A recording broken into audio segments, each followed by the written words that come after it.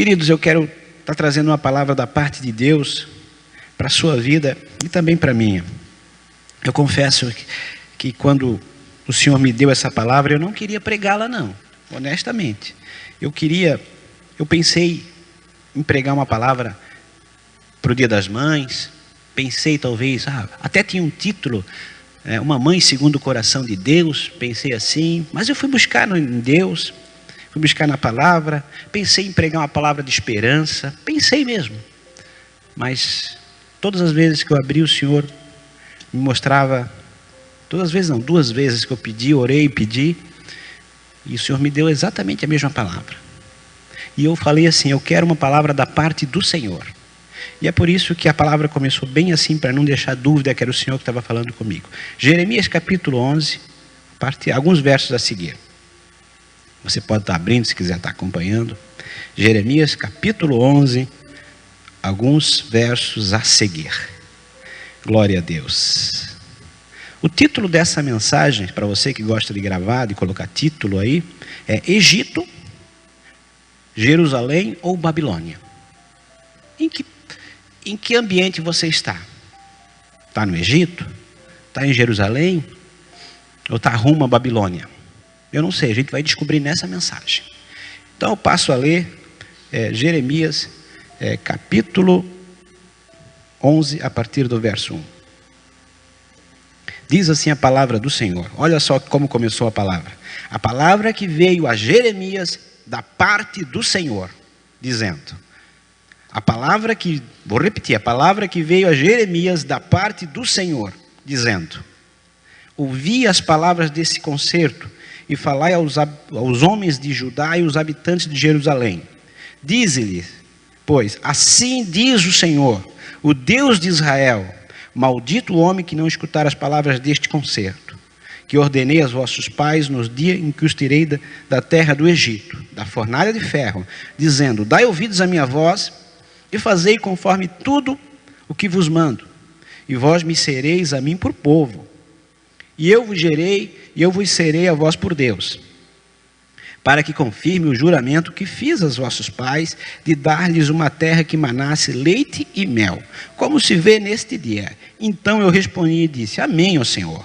E disse-me o Senhor, apregoa todas essas palavras na cidade de Judá e nas ruas de Jerusalém, dizendo, ouvi as palavras deste concerto e cumpri-as, porque deveras protestei a vossos pais no dia em que os tirei da terra do Egito até o dia de hoje, madrugando e protestando e dizendo, dai ouvidos à minha voz, mas não ouviram, nem inclinaram os ouvidos antes, andaram cada um conforme o propósito do seu coração malvado, pelo que trouxe sobre eles todas as palavras deste concerto que lhes mandei que cumprissem, mas não cumpriram. E disse-me mais o Senhor, uma conjuração se achou entre os homens de Judá, entre os habitantes de Jerusalém. Tornaram as maldades dos seus primeiros pais, que não quiseram ouvir as minhas palavras, eles andaram após deuses estranhos para os servir. A casa de Israel e a casa de Judá quebrantaram o meu concerto, que tinha feito com seus pais. Portanto, assim diz o Senhor, eis que trarei mal sobre eles, de que não poderão escapar, e clamarão a mim, e eu não os ouvirei. Então irão as cidades de Judá e os habitantes de Jerusalém, e clamarão aos deuses, a que ele queimaram incenso, porém de nenhuma sorte os livrarão no tempo do seu mal. Porque segundo o número das tuas cidades foram os teus deuses, ó Judá. E segundo o número das ruas de Jerusalém, levantastes altares à impudência, altares para queimares incenso a Baal. Tu, pois, não ores por este povo, nem levantes por eles clamor, nem oração, porque não os ouvirei no tempo em que eles clamarem a mim, por causa do seu mal. Que tem o meu amado que fazer na minha casa, visto como muitos nelas cometem grandes abominações, e as carnes santas se desviaram de ti? Quando tu fazes mal, então andam saltando de prazer.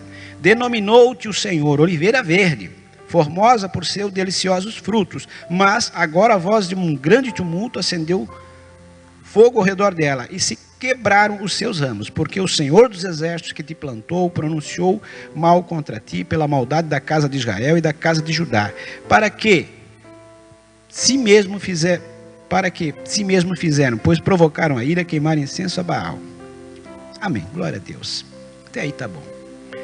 Quando eu li essa palavra, eu confesso para vocês que eu achei uma palavra muito forte para pregar para a igreja. Porque aqui, o título ali do texto, não da mensagem, mas do texto, é: o pacto foi violado, o pacto foi quebrado. E eu disse: Senhor, essa palavra nesse tempo é uma palavra forte. Eu queria pregar uma palavra de esperança. E eu orei. O Espírito Santo disse: mas esperança sem obediência não adianta. Esperança por esperar não adianta.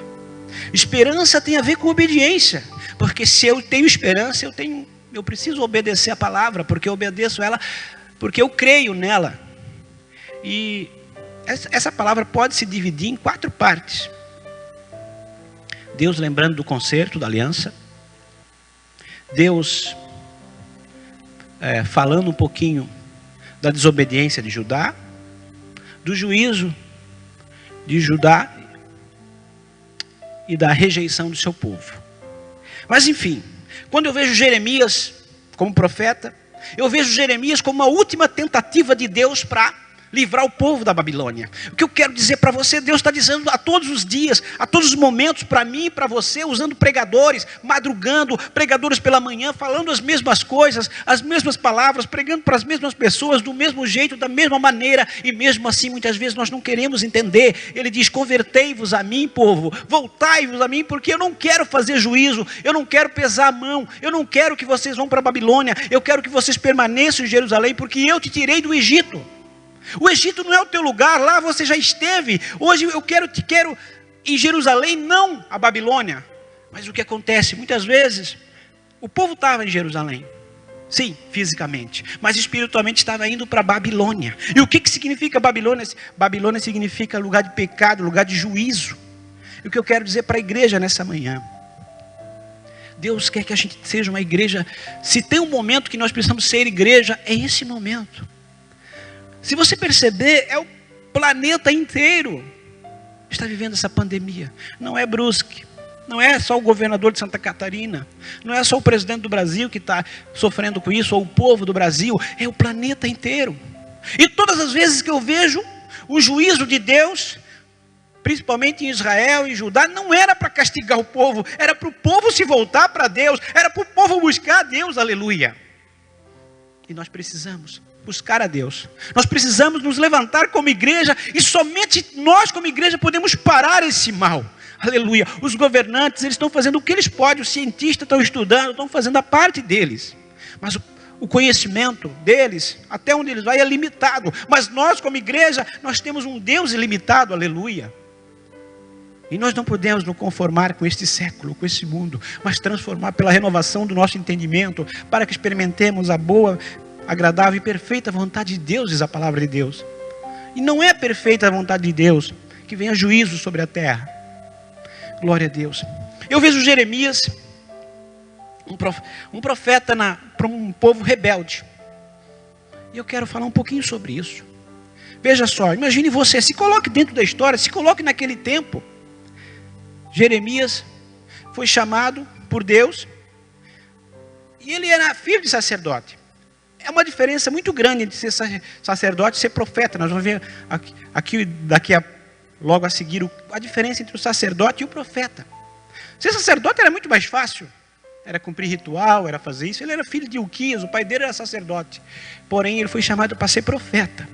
E profeta não fala aquilo que o povo quer ouvir. O profeta tem que falar aquilo que Deus quer que ele fale. Ele tem que ser o porta-voz, a boca de Deus, para redarguir, corrigir, exortar, muitas vezes. Claro, consolar também. Mas muitas vezes a mensagem é dura. E ele chama Jeremias e diz assim: tu vais pregar, Jeremias, para um povo que não vai te ouvir. Tu vais estar ali, tu vai pregar a minha palavra, mas o povo não vai te ouvir. Imagine você e eu, pastor Adriano.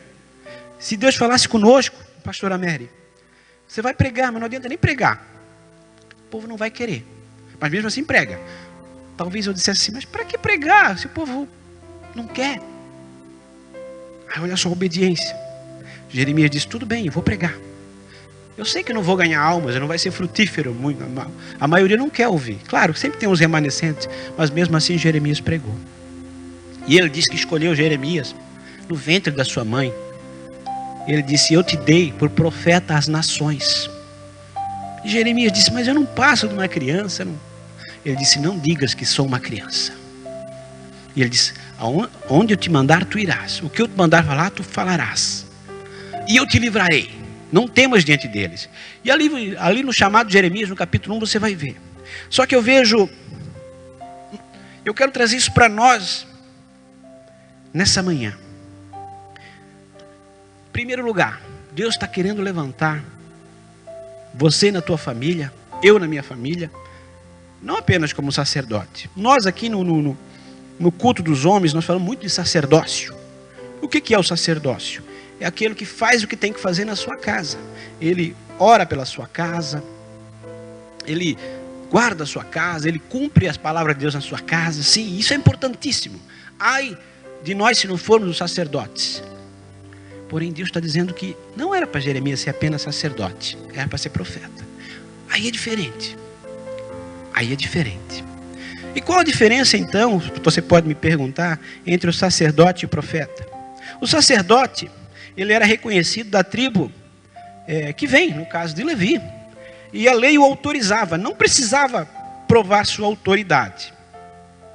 Ele era descendente da tribo de Levi, então ele era sacerdote, ele era treinado para isso. Ninguém questionava, sabia que ele tinha que ser um sacerdote. É como se fosse o rei. O príncipe era naturalmente o próximo rei, o primeiro filho do rei, né? O primogênito. E assim era um sacerdote, ele ia naturalmente exercer o seu sacerdócio. Agora o profeta não. O profeta teria que provar sua autoridade mediante a confirmação de suas profecias e sinais. Deus tinha que capacitá-lo. E, igreja, entenda um negócio. Quando eu estou falando de profeta, não entenda a palavra profeta como aquele que vai te revelar alguma coisa, vai ter uma palavra de conhecimento, vai te revelar apenas. O profeta é aquele que prega a palavra de Deus sem fermento, pura. Se precisar te exortar, se precisar te repreender, ele vai dizer, não, a palavra de Deus não é assim. Não é assim que a palavra de Deus ensina. A palavra fala isso, isso e isso. Esse é o profeta. É aquilo que realmente... E muitas vezes nós não gostamos do profeta, porque o profeta nos chama atenção. O profeta é duro. O João Batista foi um profeta que pregou sobre o arrependimento e teve a sua cabeça cortada por isso, por pregar verdade. Eu não estou dizendo que você tem que ser ríspido, duro. Eu estou dizendo que você tem que falar a palavra do teu jeito. Aquilo que Deus te mandou falar, você tem que falar.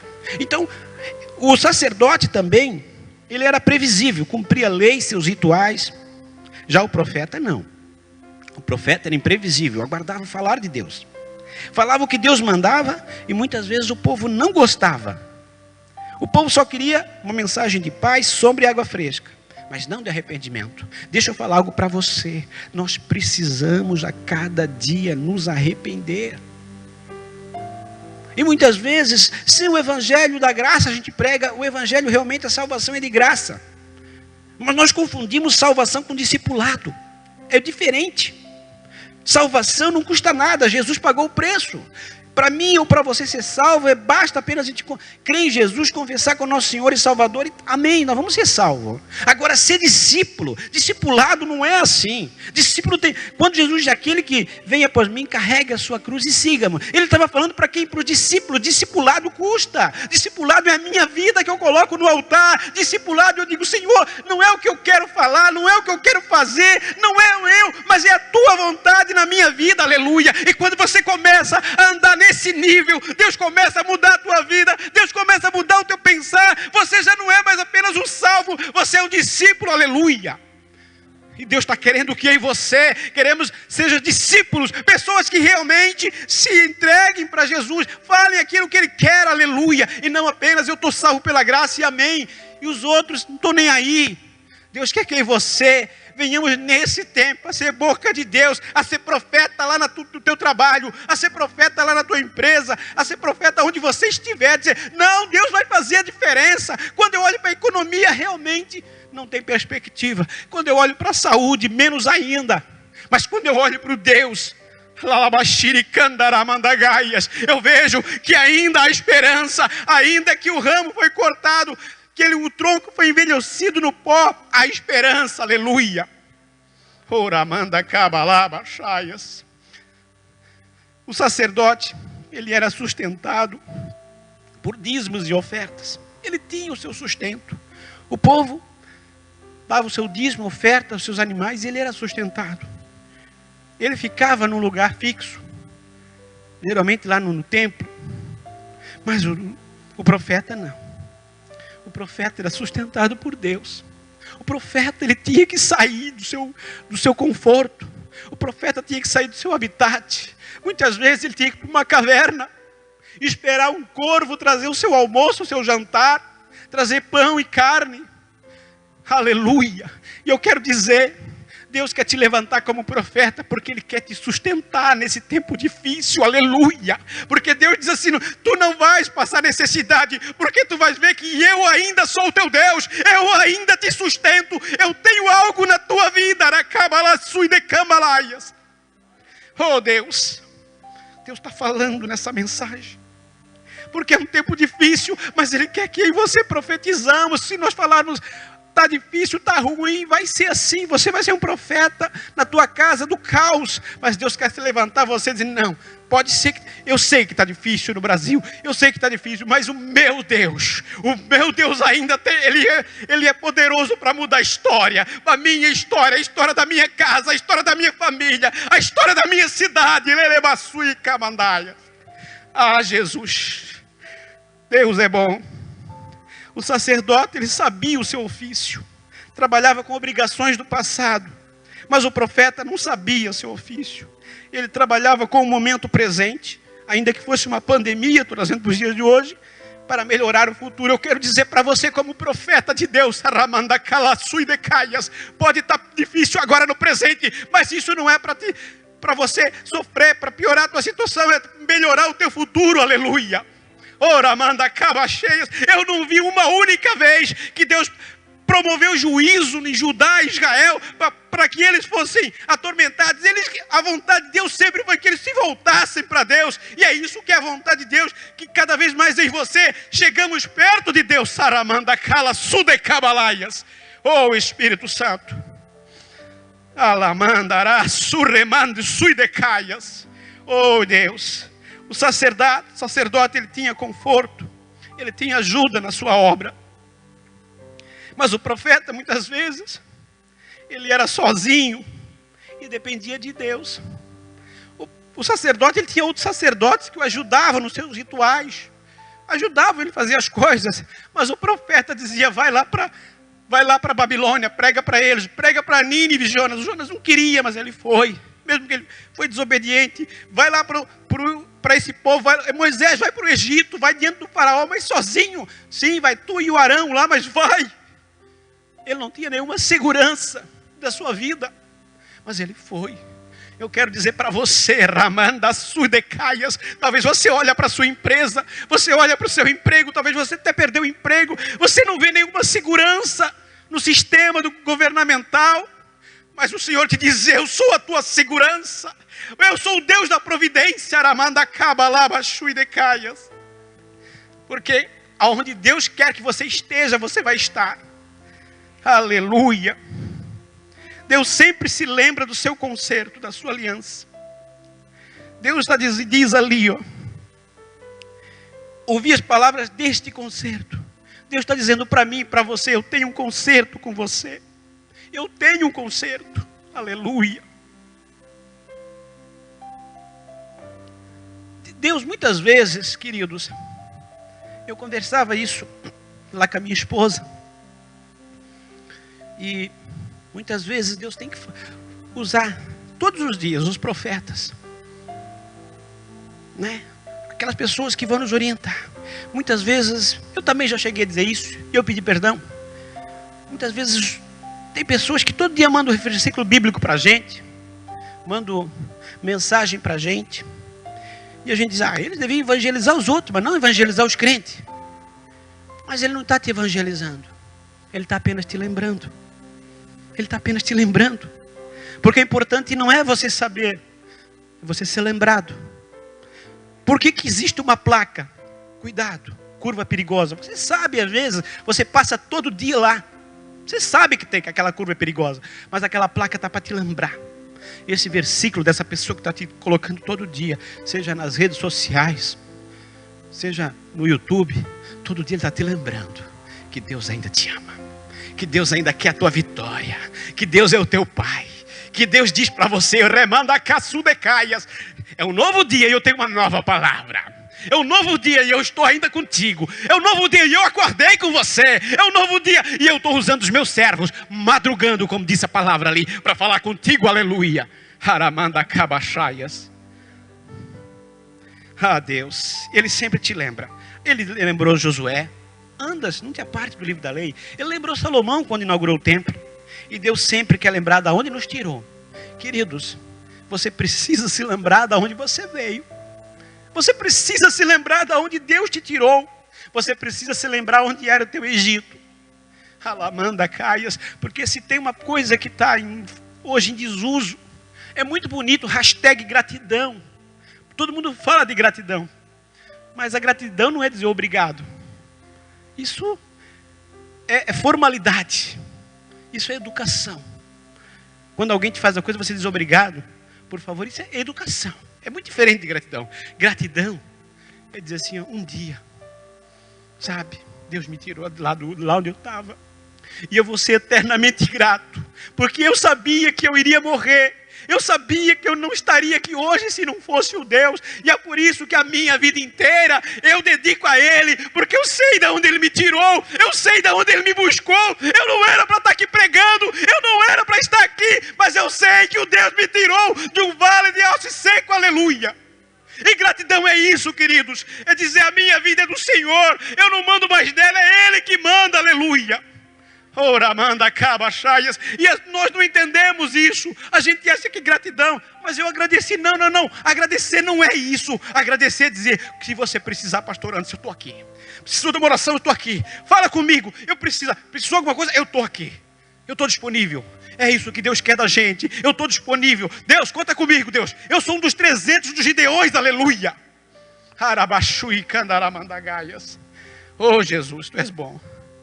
E Deus sempre vai nos lembrar das suas promessas, mas também dos seus juízos.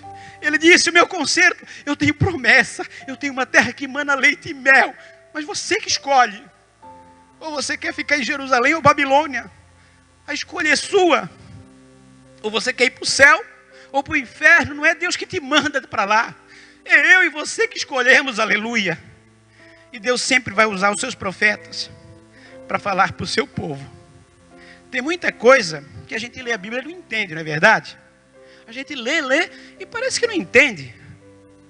Por isso que Deus levantou profetas, Deus levantou mestres, levantou pastores, levantou vários homens de Deus e mulheres de Deus para nos ensinar. É por isso. É mais ou menos assim, eu sempre digo. Muitas vezes, é bom a gente saber cozinhar. Ir lá, pegar o ingrediente, preparar e comer aquela comida que a gente fez. Mas tem hora que a gente não sabe fazer essa comida. A gente vai lá e compra ela pronta. E ela também é gostosa.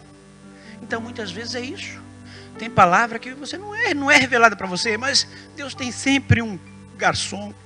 Tem sempre um cozinheiro para te dar uma comida fresca. Aleluia. Deus está sempre levantando alguém para dizer, você não entendeu, filho? Não precisa, mas come. Eu quero tu forte. Você não sabe fazer, você não consegue ler e entender, mas eu tenho os meus pastores, os meus profetas, os homens de Deus, os mestres que vão dizer para você e vai revelar a palavra. Aleluia. Ramandacasudecalaias. Aleluia. Oh, Jesus, Tu és bom. Deus é bom. E como se entende a Bíblia? Como eu já falei várias vezes aí, pastor Adriano, não é apenas lendo como um livro corrido. É lendo com atenção, meditando. Se você quer saber alguma coisa da minha vida, você tem que perguntar, não é verdade? Sérgio, quem é o teu pai? Se você não perguntar, você não sabe. Onde é que tu mora? Você não sabe. E assim é com o Espírito Santo na Bíblia. Espírito Santo, por que você falou isso? O que quer dizer isso? E você vai perceber que o Espírito Santo vai te responder. Só aprende quem pergunta. E como se estuda a Bíblia? Geralmente a Bíblia, um versículo se explica no versículo anterior ou no posterior. Ou na maioria das vezes, no texto inteiro, no contexto.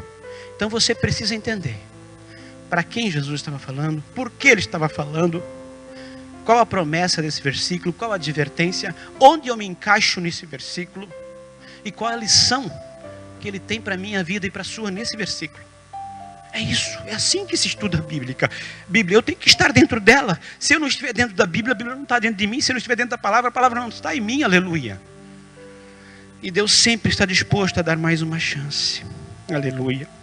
Deus fala, como já falei, muitas vezes da mesma maneira. Muitas vezes a gente precisa pregar a mesma mensagem. E a mensagem ela é simples, o evangelho é simples.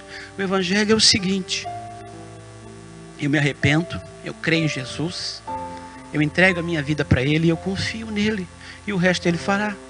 Vou repetir: eu me arrependo, eu creio em Jesus, eu entrego a minha vida para Ele, eu confio e o resto Ele fará. É isso.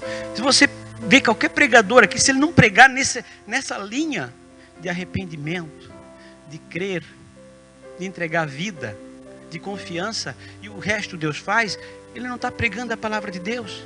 Billy Graham, o maior evangelista do século passado, ele tinha uma mensagem só. Alguns homens diziam: Jesus te ama, Jesus ama você, Jesus deu a vida por você. Eu quero dizer que Ele continua te amando.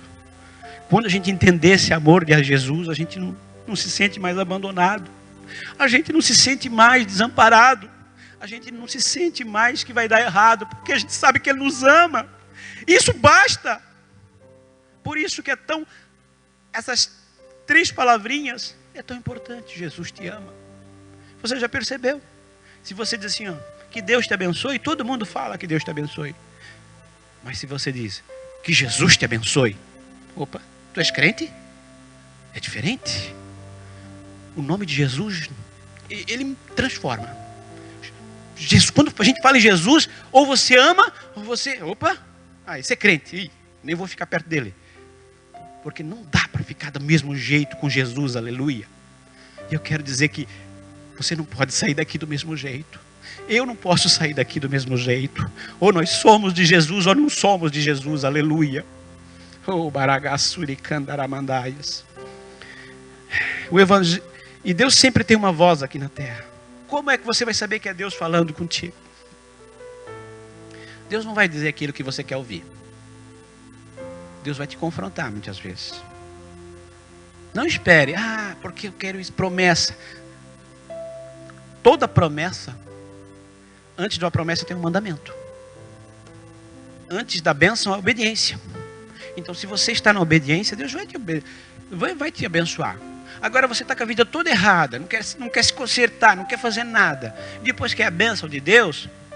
E deixa eu falar uma coisa forte. Eu estava na nossa célula pregando lá, via videoconferência, como a gente tem feito todas as quintas-feiras. Algumas pessoas participam com a gente. E eu falava: não é porque está dando tudo certo na tua vida que você está fazendo tudo certo. Eu vou repetir. Não é porque está dando tudo certo que você está fazendo tudo certo. Muitas vezes você está fazendo tudo certo e parece que está dando tudo errado. Muitas vezes Deus permite para ver onde está a tua soberba do teu coração. Aonde está o teu coração? Tem 2 maneiras que Deus prova: na dificuldade e na abundância. Quando você está muito bem, o que você está fazendo? Está tudo certo, é eu. Agora eu vou comprar isso, eu vou fazer que nem aquele homem. Vou comprar um celeiro, vou construir, vou fazer mais, vou guardar aqui e vou dizer para minha alma: come, bebe-te e descansa, folga-te, porque tu tens comida e mantimento para muitos anos. Aí Deus diz assim: louco, esta noite eu pedirei a tua alma. E o que tu tens preparado para mim? Será que Deus, se Deus falasse isso, louco, se Deus perguntasse para mim ou para você, louco, o que tu tens para mim? Aleluia. E Deus nunca traz juízo sem ter alertado o povo muitas vezes. Tudo isso que aconteceu, Deus já falou muito. Nunca vai existir um grande avivamento sem um grande abibliamento. Eu estou inventando essa palavra, mas amém. Abibliamento quer dizer, de Bíblia, palavra. Deus, antes de um grande avivamento, Ele vai falar muitas vezes da palavra, exortar a obediência. E Deus espera apenas uma atitude nossa para nos executar o juízo. Deus não queria que o povo fosse para a Babilônia. Não é da vontade de Deus que o povo fosse para lá. Mas ele queria que o povo apenas se arrependesse. Mas o problema, queridos, é que Deus sempre quis ser o nosso Deus. Sempre quis. E eu pergunto, eu e você queremos ser o povo dele? Da boca para fora? Ou de verdade? Falar que ama a Deus é fácil. Muitas vezes a palavra amar é muito pejorativa. Olha, eu amo chocolate. Eu adoro isso. A gente fala amar, adorar, né? Eu adoro fazer isso, eu adoro passear, eu amo ir na casa do meu pai, eu amo não sei o que, eu adoro isso. Isso às vezes vira um pouco pejorativo.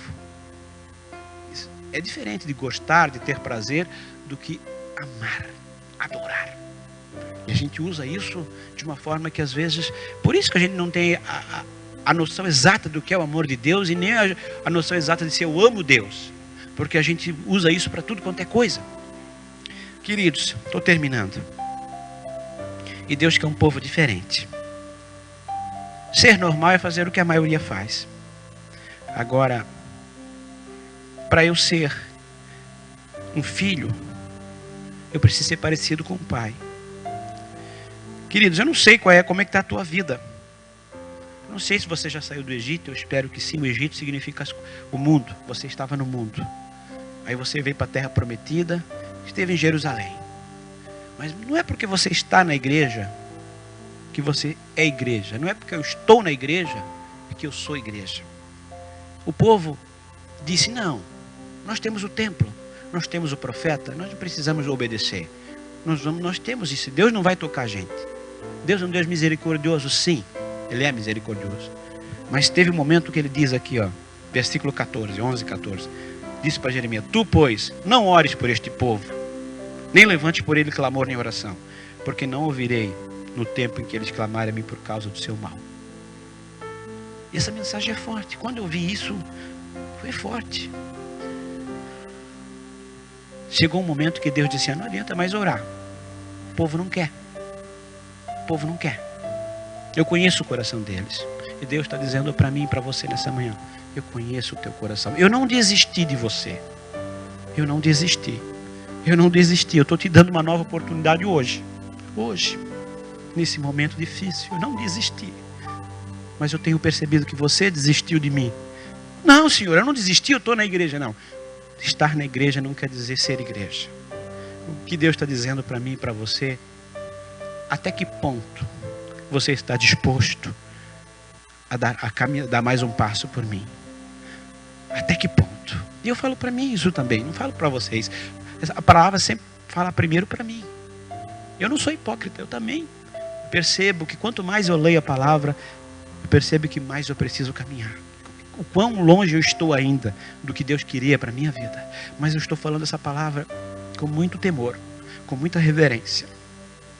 Nós vamos estar na Santa Ceia. Estamos em maio. Nós temos ainda mais um longo período, talvez, dessa pandemia, ou não, não sei. Só Deus sabe. Mas independente se o período seja longo ou curto, o que eu quero dizer para Deus é que eu estou na presença de Deus. Eu estou na presença de Deus. E Deus nunca fecha uma porta sem antes abrir outra. Glória a Deus. Nesses últimos dias eu trabalhei como nunca. Trabalho na área de departamento pessoal, RH, então a gente teve muito trabalho.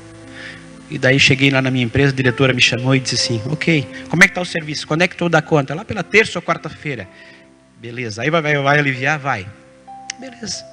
Então vou suspender o teu contrato agora. Beleza? Amém, assim seja. Mas, claro que a gente, quando suspende o contrato, ganha muito menos do que ganharia antes, né? Mas eu disse, eu estou na mão de Deus. E quando ela disse isso, já logo Deus me deu uma outra notícia que vai suprir aquilo que eu preciso. Não vou ficar desamparado, porque o meu pai, ele olhou para mim. Porque o meu pai, veio uma outra fonte que eu não esperava, uma outra fonte, e Deus disse assim, tudo bem, filho, eles não vão te pagar o que tu ganha, é verdade. Eles vão diminuir muito. O governo também não vai te pagar o que tu ganha, porque vai dar muito menos, que é 70% de seguro-desemprego. Mas tu és o meu filho, eu tenho algo para ti. E Deus foi lá e abriu uma porta. E quando a gente muda de porta, muda de ambiente. Você sai do quarto, Não é, vai passar, a sala não é igual ao quarto, é outro nível. E é isso que Deus faz. Às vezes Deus fechou uma porta na tua vida e diz, meu Deus, e agora? Sabe por quê? Porque é outro nível. Glória a Deus. Você pode ficar de pé. Glória a Deus.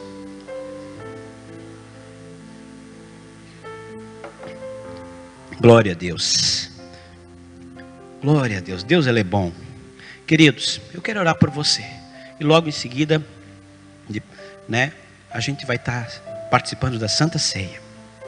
Eu não sei como está a tua vida. Eu não sei. Eu creio que essa palavra falou com você, como falou comigo. Não adianta a gente só fazer tudo certinho, ser como sacerdote, mandar cumprir o figurino, cumprir o ritual. Deus está dizendo assim, fazer o que todo mundo faz é fácil. Eu quero que você comece a fazer o que você nunca fez. Eu quero que você seja profeta na sua casa. Sim, talvez as pessoas não vão te entender como não entenderam Jeremias. Não vai acontecer. Deus não vai levar a gente para a Babilônia. Não vão te entender. O profeta muitas vezes ele é solitário. O profeta muitas vezes ele não é entendido. Mas o profeta, Deus consola, conforta. E Ele faz cumprir. Eu quero orar por você. Coloque sua mão no seu coração. Você não precisa vir aqui na frente. Mas talvez você está aqui na igreja. A igreja significa Jerusalém, o Egito, o mundo, e a Babilônia é o juízo. E você diz, Senhor, eu estou na igreja, mas parece que eu estou rumo à Babilônia. Eu não sinto mais a presença de Deus. Parece que eu estou frio. Parece que quando eu comecei na igreja, Deus falava todo dia, Deus falava todo culto. Parece que agora Deus não fala mais comigo. Parece que eu estou tão distante de Ti. E Deus diz assim, não, você pode pensar que está distante, mas eu estou tão pertinho. Eu estou aqui do teu lado. Eu estou usando de novo essa palavra. Não é para juízo. Alabaxuricandaraias. Eu não desisti de você. Oh Jesus. Senhor, eu coloco na tua presença, Senhor, cada vida. Ah, Jesus. Eu sei que tem pessoas aqui que estão passando dificuldade. Talvez eles tenham sua empresa. E quando eles olham para o mercado, não há nenhuma perspectiva. Parece que o céu está de bronze. Parece que tudo se fechou.